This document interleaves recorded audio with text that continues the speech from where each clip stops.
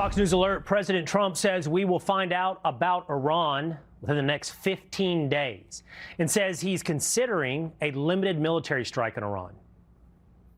Mr. President, are you considering a limited military strike to pressure Iran into a deal? Thank you, press. Keep moving. Thank you. Are you considering a limited strike, sir? Thank you, press. Thank you, press.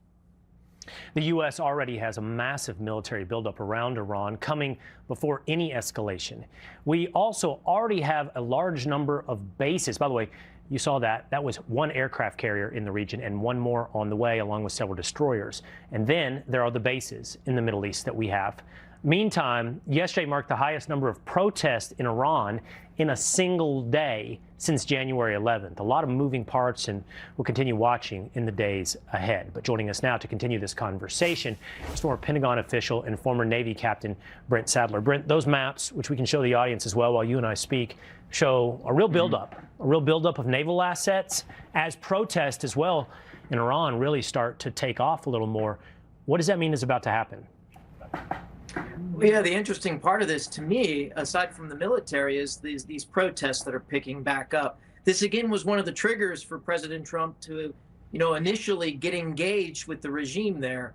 The nuclear and the ballistic missiles, that came after, but the murder of over 30,000 Iranians on the streets by this theocratic regime is really one of the triggers and then opportunity for the people in Iran to take back the government. But one addition to the maps cuts off Diego Garcia, another key place with significant military buildup, long-range bombers and aerial refuelers, and weapons replacement for submarines that might be launching cruise missiles.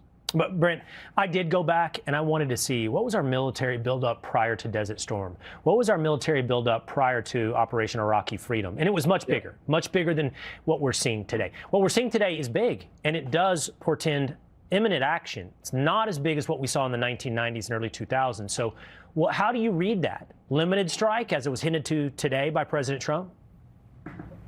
Well, I think it's a different strike. I wouldn't necessarily say limited. And just because these forces are built up, it doesn't mean it's a foregone conclusion that President Trump must or will use all of those military forces.